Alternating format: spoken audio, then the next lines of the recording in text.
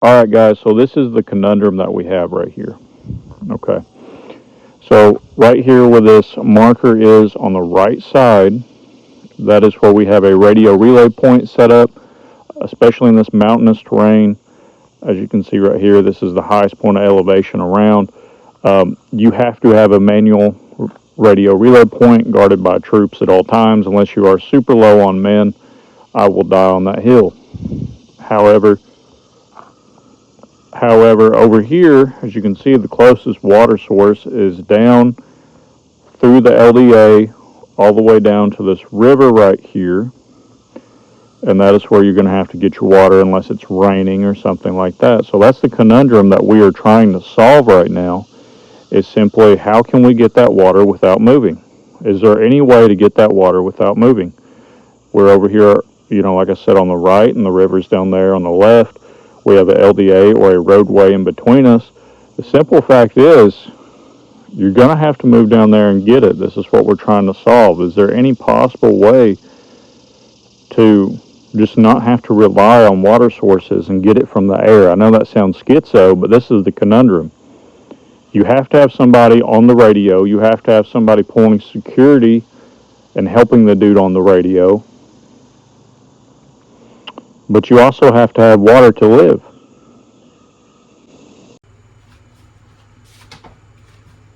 So is the answer really as simple as just walking down to the river to get the water? Or carry it with you? Well, maybe not. See, guerrilla warfare is not conventional warfare. Guerrillas do not have the logistical support that a conventional military has. They don't have government backing, stuff like that. Everything that the guerrilla has, they bought with their own money before the conflict started. Stuff like radios,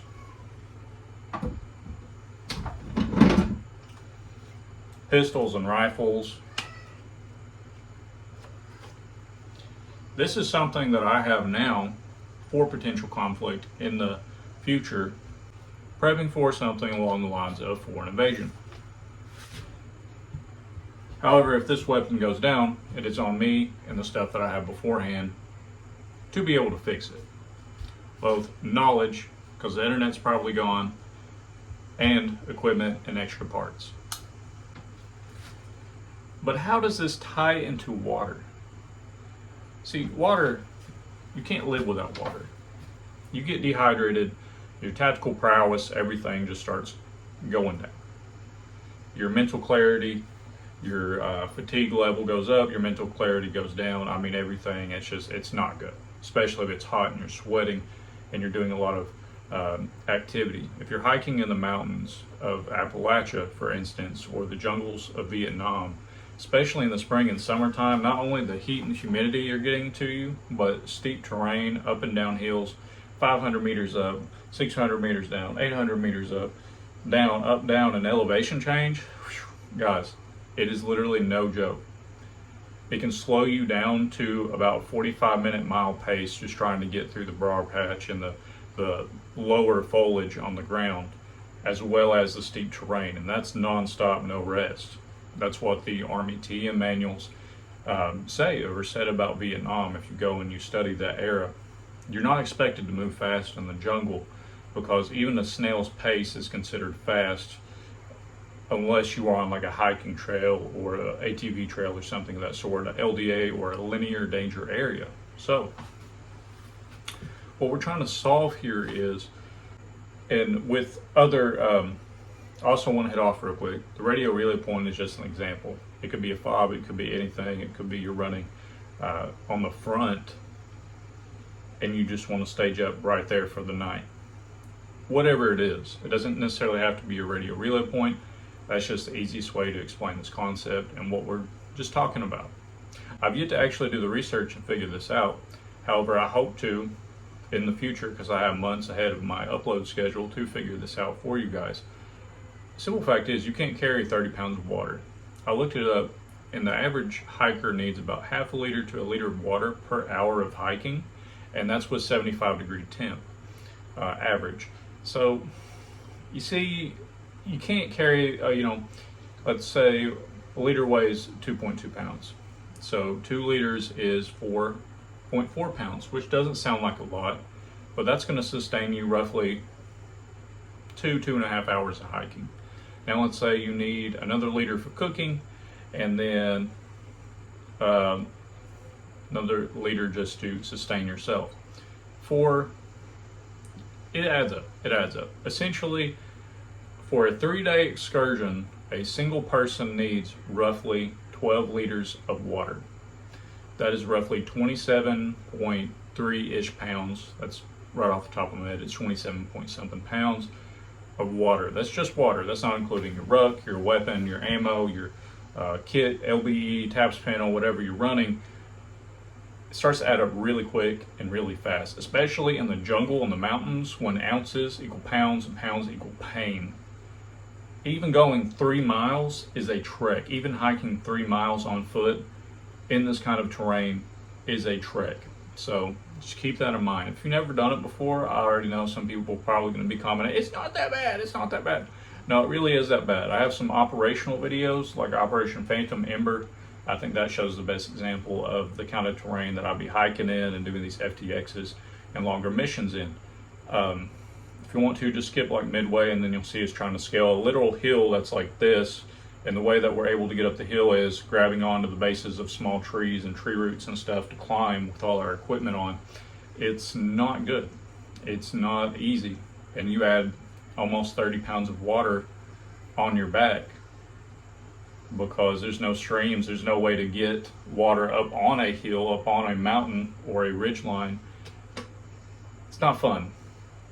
So, also I want to hit off, the simplest answer is send 1 or 2 dudes out, a buddy team, to go down and get the water. But also the simple fact is most guerrilla forces don't just have men to sling here and sling there. If you have 3 men up on the radio relay point, 2 of them have to stay back at least, and then you send 1, he's not going to be able to get enough water for everybody. Especially with a mountain, he's not going to be able to hike 45 minutes down to get to the river, fill up everything, the tanks, whatever you're using, and then hike back up. You're going to have to send 2 or all 3, and then your relay point is essentially useless.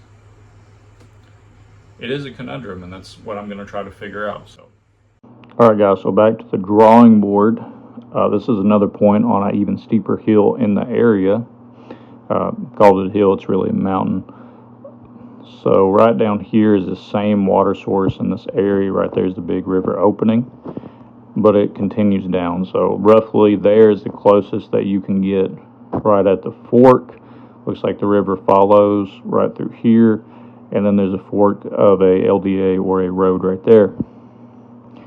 However, you're still way up here on this very, very steep area, looks like, covered in trees and foliage. And I know I keep hitting on that, but simple fact is, even if you're not running, even if you're not running a radio relay point or something that requires you to be up high, it's good to be up high or at least 3/4 of the way up this hill just for tactical use. You never want to be down in the valley. You always want the high ground.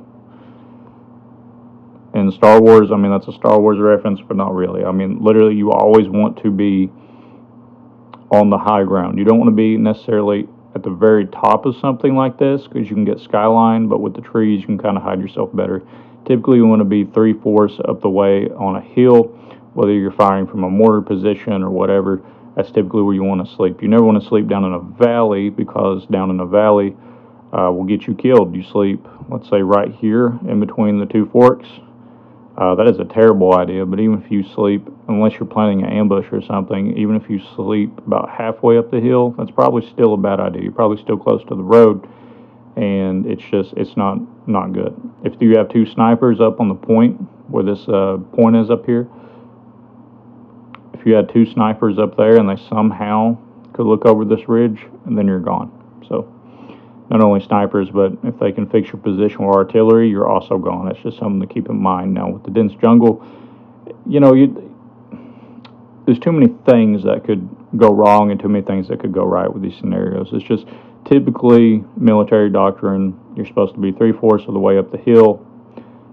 You want your antenna, if you are running a radio relay point, to go as high as you can so you get it up on the hill and conceal it.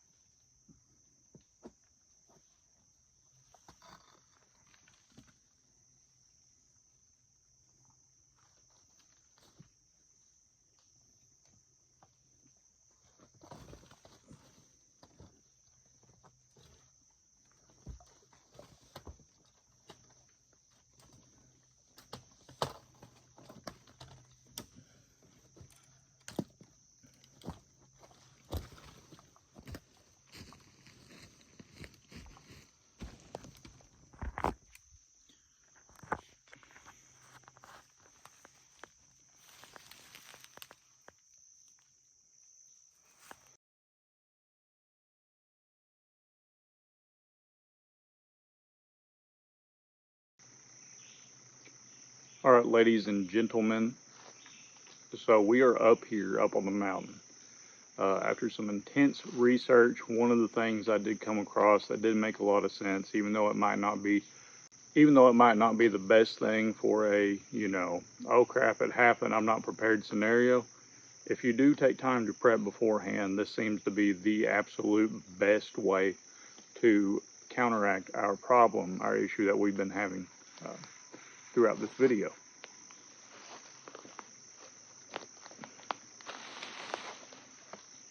Essentially, this is a 2-liter for reference, but it's water caches.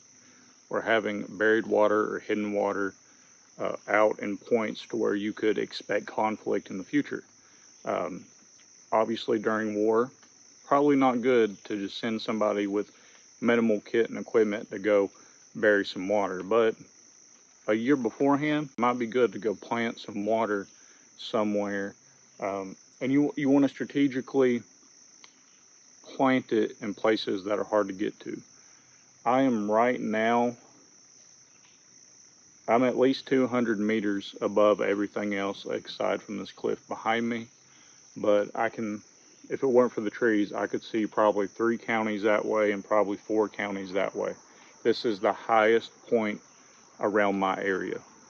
You see this point a lot. I camp up here a lot because I like to use my radio and stuff on my FTXs.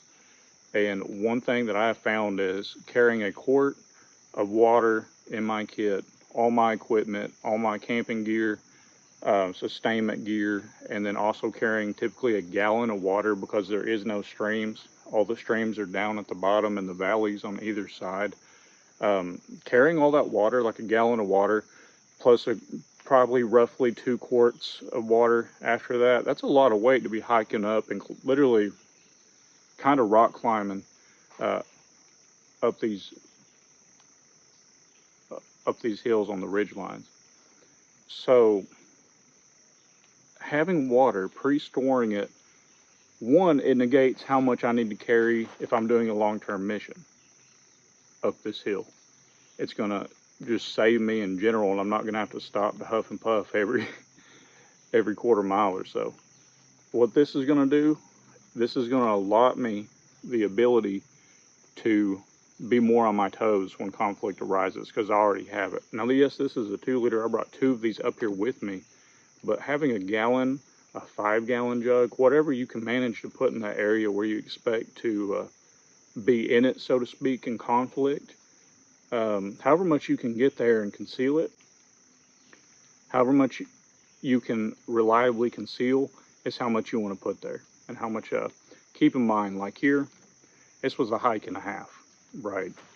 Even a gallon of water up here is, I'm not trying to sound like a baby, but to be honest with you, like, it's kind of sketchy getting up here with just a gallon of water.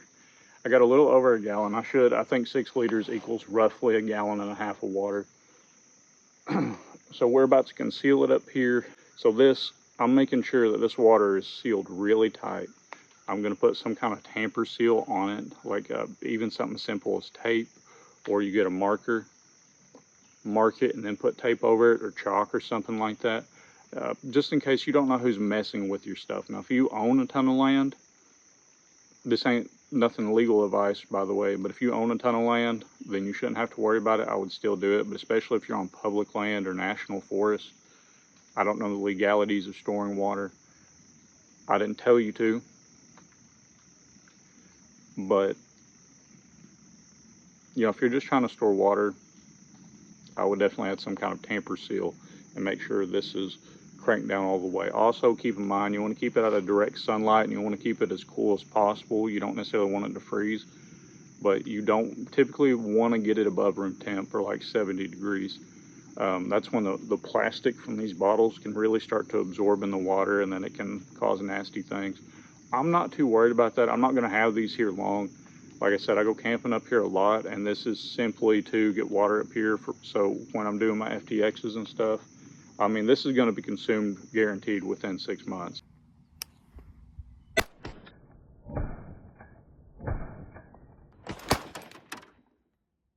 What's happening, guys? Operation 4. So I pretty much gave up making videos for like 2 months, and here I am. I'm back again. It's been like 2 months, not for you guys. I mean, there shouldn't be any, like, you know, I had pre-uploaded and stuff, but I decided this is going to be the video that I finish, and then I really need some help for video ideas. And if you want to fund me on Patreon, that's going to be down below. But to kind of catch you up to speed, this is the first video that's taken me like literally months. I mean, aside from research, like actually recording months of different snippets of video. We'll say different scenes and stuff. So essentially what happened was we planted the caches everywhere, and we came to the conclusion that the caches, planting caches in high value areas, we are going to call them, is the best approach for what we're trying to do. Typically mountaintops, stuff like that, stuff where it's hardly any streams or natural water sources, that's where you need to plant these. It's gonna make everything easier if something did kick off, and that's what we're trying to do.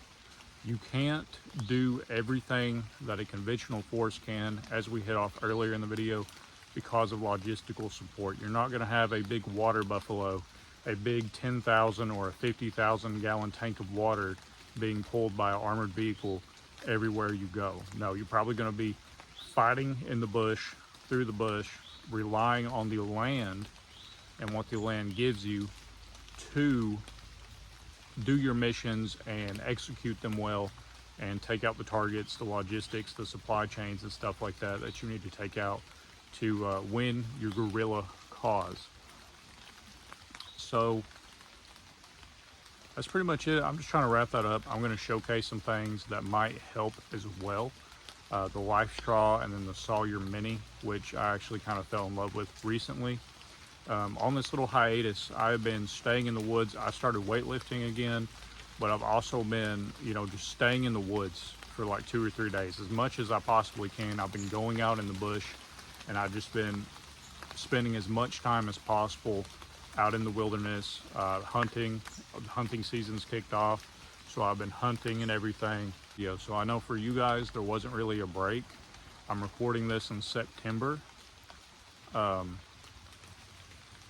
Yeah, I haven't done a video like this in a long time. So I'm going to showcase these, and then we're just going to wrap it up. And then I want to hit off on, real quick, you can get a poncho or some kind of bag, hang it in the air, hang it 4 points of contact, and put a rock or something in the middle of it, like a tarp, and poke some holes in it, and then put a pot or a pan underneath it.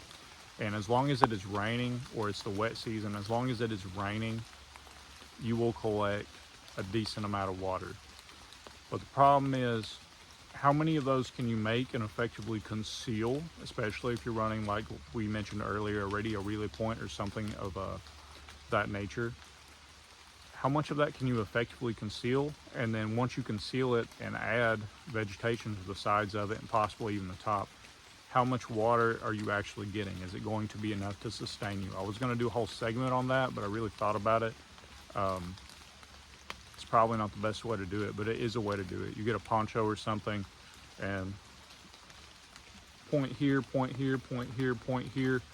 You let the water build up in the middle. You can drink it right out of the poncho, or you can undo the hood, or if it's a tarp, just poke a hole in the middle and then have a cup or a kettle or something to collect the water.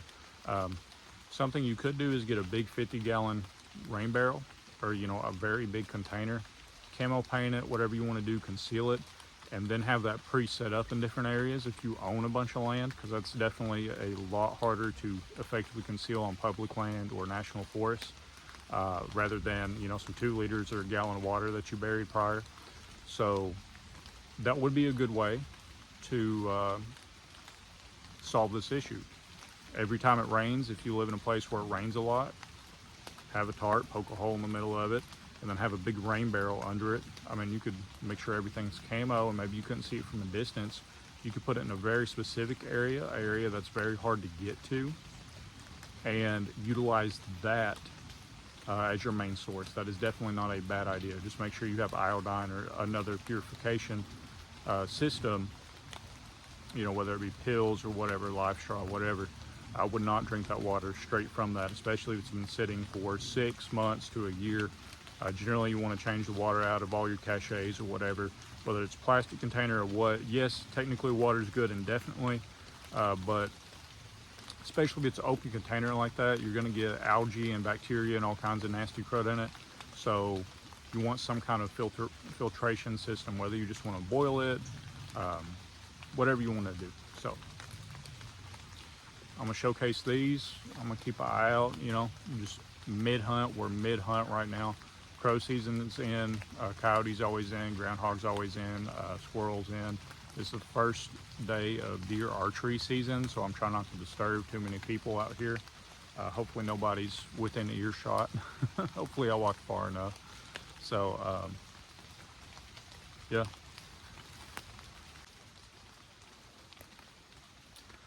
All right, guys, so I know you've seen these everywhere. Campers, backpackers, everything of the sort utilizes these. This is the life straw. You can get these at Walmart now for like under 20 bucks guaranteed. I think I got this on sale for like $15 or $16 from Walmart. Really simple to use. You see people going up to disgusting ponds. They just put this down in here, they pop the cap, stick it down in there, just suck it just like a straw. I mean, it's that easy. You can get a container and carry it with you. It could be disgusting in the container. You just put it in there and just suck it up. Now, I don't know the specs. I'll try to pop up the specs around here. I think it has a 0.2 micron filter, which will pretty much get anything and everything out of the water, excluding some viruses. From what I read, some viruses can go through the water. That's why I'm a big believer in always boiling your water like 5 minutes if you have the time. If not, this is still a very good option. I'm not sure if they make adapters to go on bottles or anything like that yet. So this is what I'm about to show you that I run right now. All right, guys, so in the backpacking world and camping and stuff like that, this right here, this system is kind of the go-to. This is called, it's called the Sawyer Mini. I know what it's called. This is a mini. Sawyer has a lot of water filtration products, but this is what I went with. And pretty much you get a smart water bottle or one that's compatible with this. You go to any dirty stream. It doesn't matter. It could be absolutely disgusting whatsoever. I mean, just a nasty stream, wherever you need water. Now, before I continue, you purposely do not want to be seeking out nasty streams and stuff like that, okay? Just so we understand that. If you have running stream water or river water, grab that before a stagnant cesspool of water. But if you are in an emergency situation and that's all that you can grab, then this should take care of most of your problems. This should be able to, in theory, take care of pretty much everything and make it drinkable. So you just get a smart water bottle or something with a screw-on cap like this. I know the smart water bottles work with it. Focus on there. I know the smart water bottles work with it. That's typically what I carry and use. But I'm sure other brands work with it as well. And you just put it under the water. You can add like a bandana or something on top to eliminate as much debris as possible so you don't clog this bad boy up. Fill it full of water. You screw this on top. Pop this little cap right here. You just straight sip them. That's all you got to do. This one actually has a 0.1 micron filter, and this is actually known to get the viruses and everything out of the water. You're just getting pure straight water. I think it filters the electrolytes too, so electrolyte packets would be something good to have. I always carry electrolyte packets with me, and typically when you're out in the field, all your items have high sodium content, so I don't really carry the Gatorade packets. I carry more potassium or like body armor packets, stuff like that, to up my potassium, magnesium, and calcium. Because most things in the field, you're eating ramen and stuff like that, that's got tons of sodium in it. But that's just me personally. I'm kind of sensitive to sodium personally. I know that sounds weird, but you know, that's just how it is. So this is what I use now.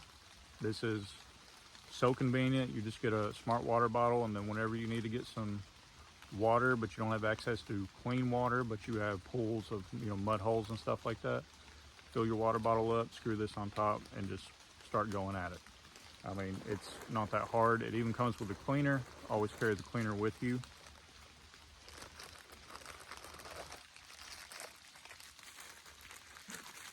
This is a cleaner. It says not for medical use, obviously. Essentially what you do, you get some clean water whenever you have access to it. Then you put it in the side. Put it in there like that, and you just whoop, just like that. And then you want to put it in the back end as well. So the side that you suck on, you get it like this. Get some clean water, put it in there, just like that. Just like that. Couple good times, maybe even mix in some iodine in there. There you go. I mean, it doesn't get no more simple than that, guys. The backpackers and the hikers and the thru hikers and the long hunters and stuff like that, these people that go out and will hunt for like weeks on end, that's kind of the people you want to emulate in the kit that you want to have for sustainment.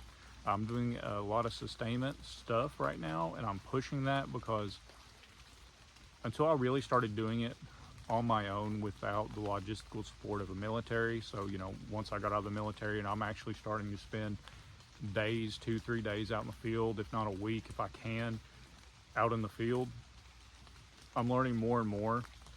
And if you don't have time for that, like most people, if you don't have the experiences that I do, like most people, you know, just simply work or school or whatever you're doing, just use my experience and what I say in this video to kind of help you along. I mean, it's going to save you just so much time and headache. And if you do ever get caught in a situation where you need to be living off the land, or you need to be away, like in the bush for 2 or 3 weeks, you're running from something or whatever,